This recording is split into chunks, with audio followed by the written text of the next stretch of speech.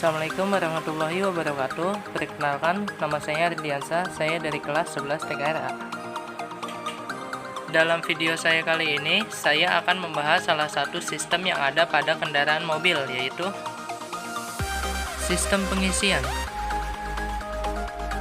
Sistem pengisian sendiri adalah skema penghasil energi listrik yang disalurkan ke semua sistem kelistrikan kendaraan sebagai sumber arus listrik yang melakukan pengisian terhadap daya baterai.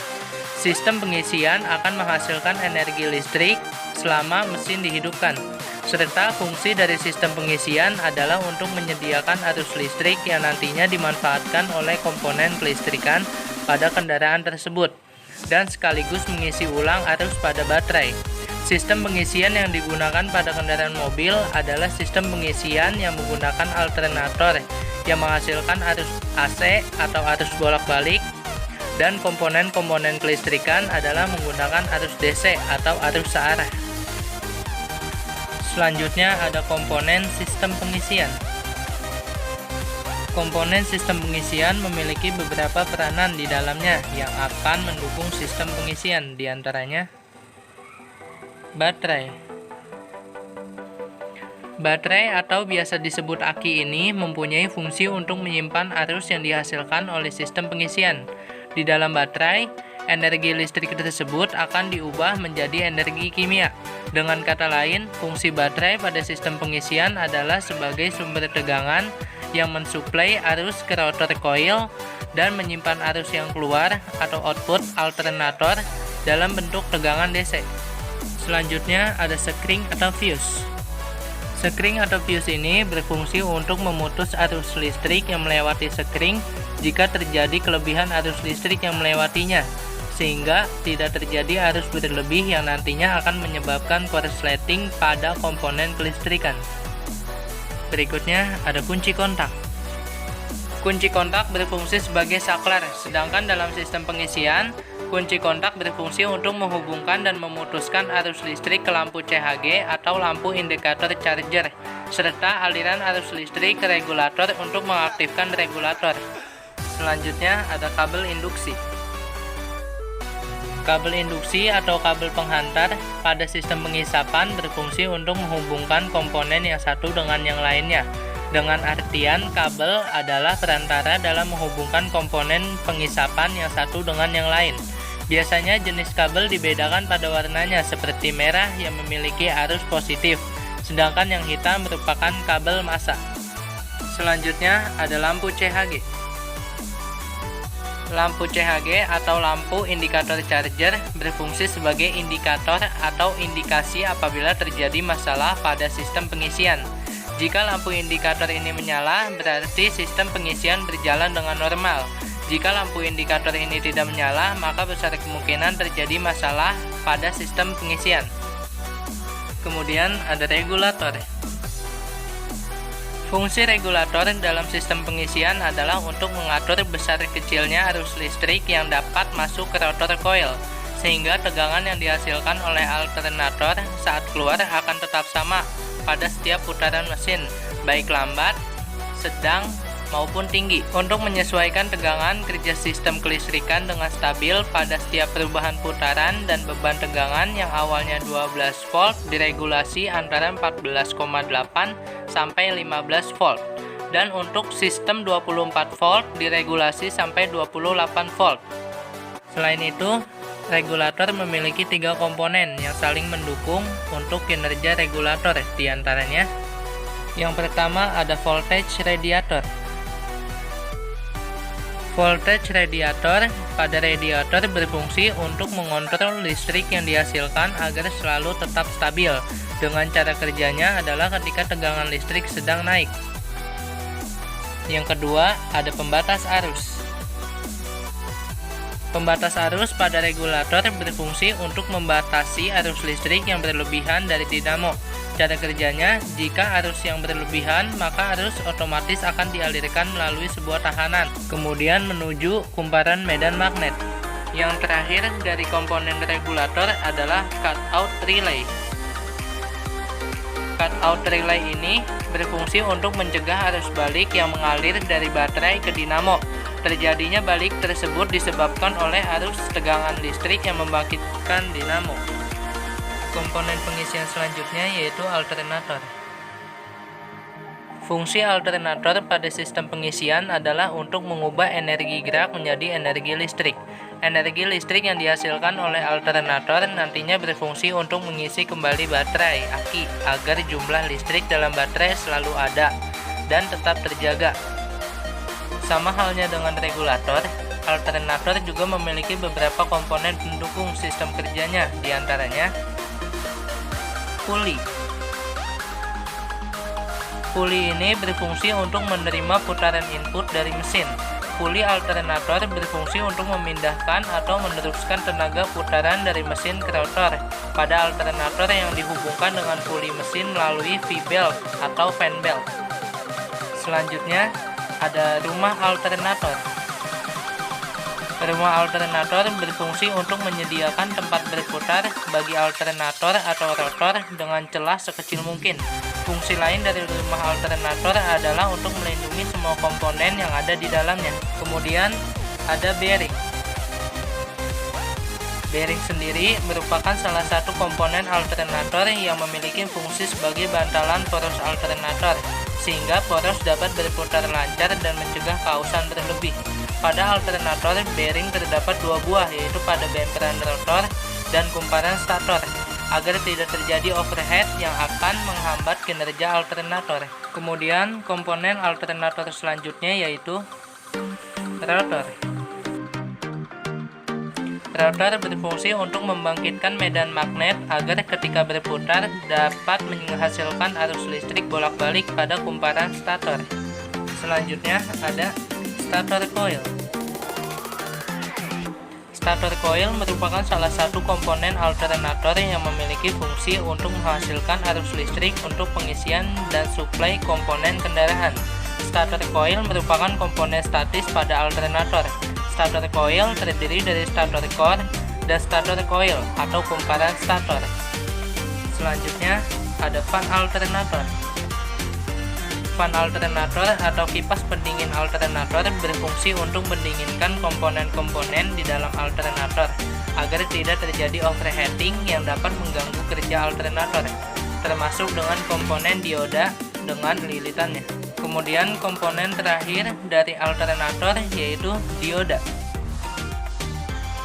Pada alternator, dioda berfungsi untuk mengarahkan arus yang dihasilkan dari stator coil alternator dari arus AC atau arus bolak-balik menjadi arus DC atau arus searah.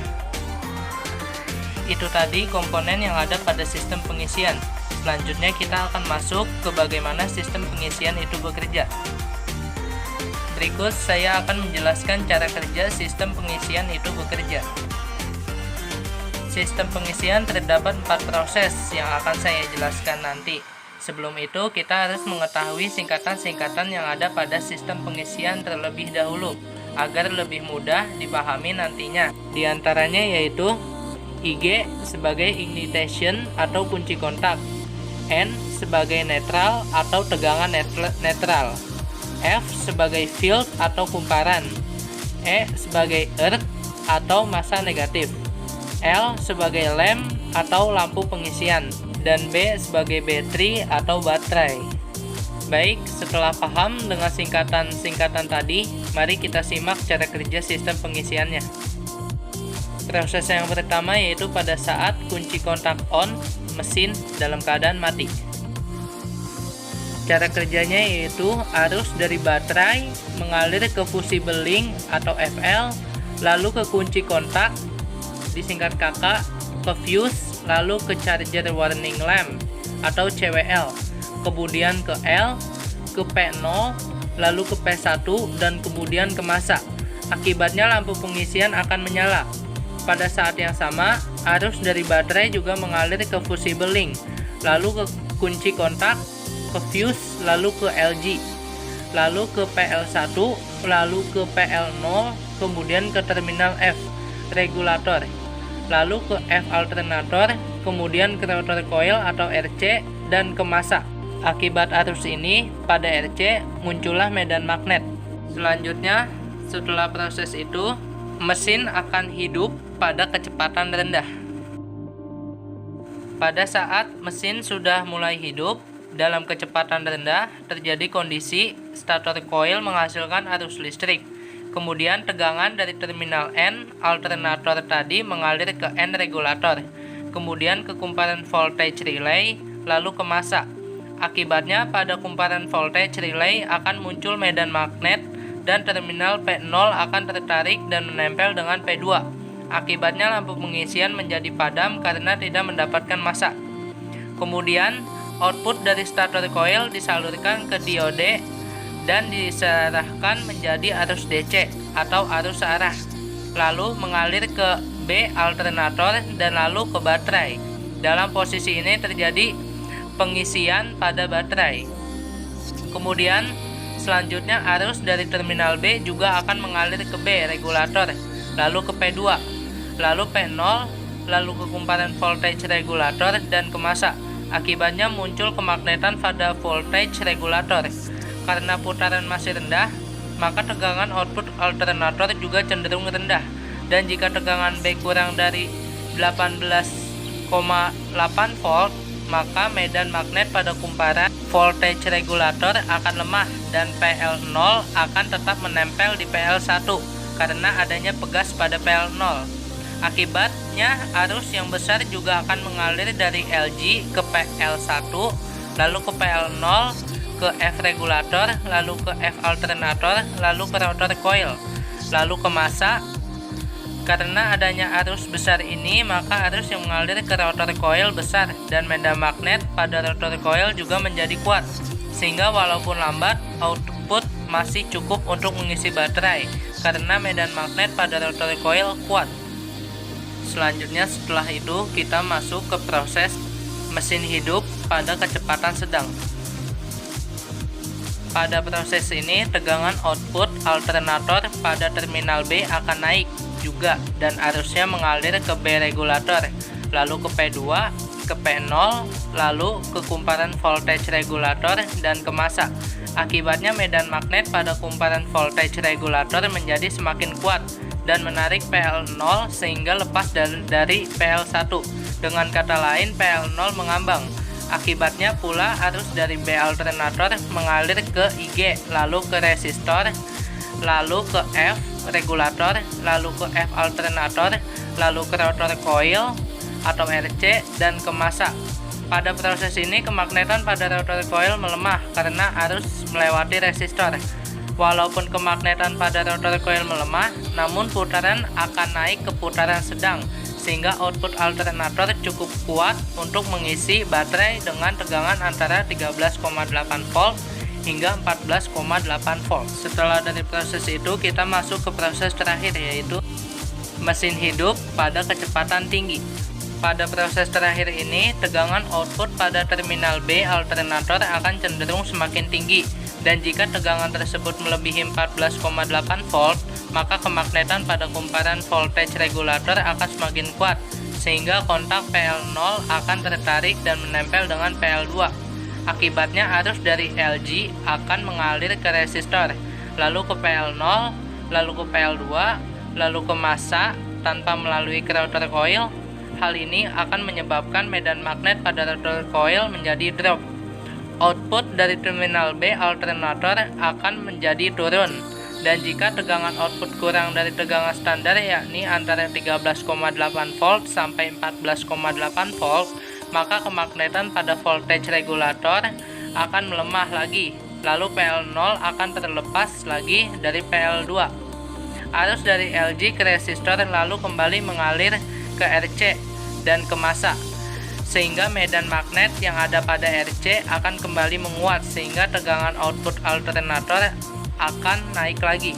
Jika tegangan di B naik lagi dan melebihi 14,8 volt, maka proses akan berulang ke proses nomor 13, dan itu secara berulang-ulang dan PL0 lepas dan menempel dengan PL2 yang secara periodik, sehingga output dari alternator akan menjadi stabil. Dari 4 proses tadi, maka dapat disimpulkan bahwa terjadinya tegangan output pada alternator dipengaruhi oleh 3 hal penting, yaitu yang pertama, adanya medan magnet yang dihasilkan oleh rotor coil. Yang kedua, adanya kumparan di sekitar medan magnet, yaitu stator coil. Dan yang ketiga, adanya pemotongan medan magnet oleh kumparan. Pemotongan medan magnet ini terjadi karena adanya putaran poros alternator yang menyebabkan rotor coil berputar, dan medan magnet yang ada padanya juga berputar memotong kumparan pada stator coil. Mungkin itu saja yang bisa saya sampaikan. Terima kasih telah menonton. Maaf bila ada kekurangan. Wassalamualaikum warahmatullahi wabarakatuh.